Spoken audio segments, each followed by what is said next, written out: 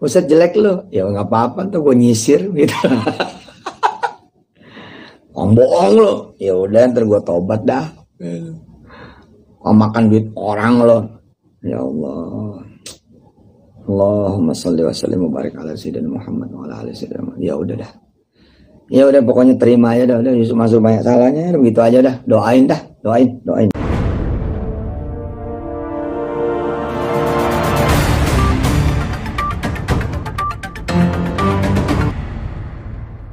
Dugaan penipuan investasi Ustadz Yusuf Mansur dapat somasi. Ustadz Yusuf Mansur mendapat somasi dari sejumlah peserta patungan usaha pembangunan dan pengembangan Hotel City yang berlokasi di Tangerang, Banten. Kami baru menyampaikan somasi lewat jasa ekspedisi, ungkap Ikhwan Tony, kuasa hukum peserta investasi. Setidaknya ada 3 peserta yang mengirimkan somasi, yakni Lilik Herlina, Umi Latif, dan Nanang Budianto. Ikhwan menjelaskan somasi tersebut dilayangkan lantaran sang ustadz tidak menepati janjinya.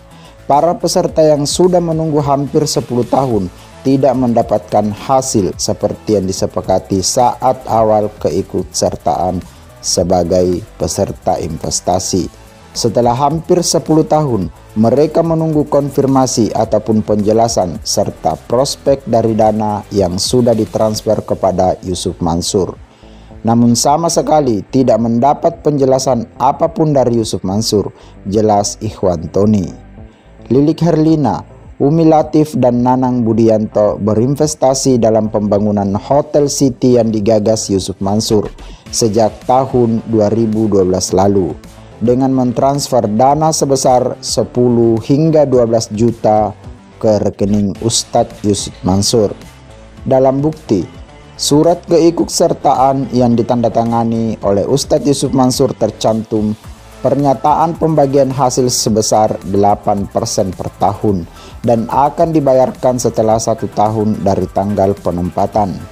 Namun faktanya, Yusuf Mansur tidak melakukan kewajiban yang disepakati. Merasa ditipu, para korban kemudian mengirimkan somasi.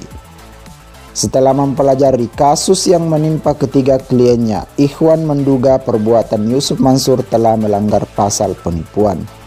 Jika dalam waktu yang ditentukan somasi itu tidak ditanggapi, maka Ikhwan akan mengambil langkah hukum untuk menuntaskan perkara tersebut.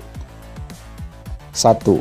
Patut diduga Yusuf Mansur telah melakukan perbuatan melawan hukum formil maupun material dan atau wan prestasi yang menimbulkan kerugian terhadap kliennya.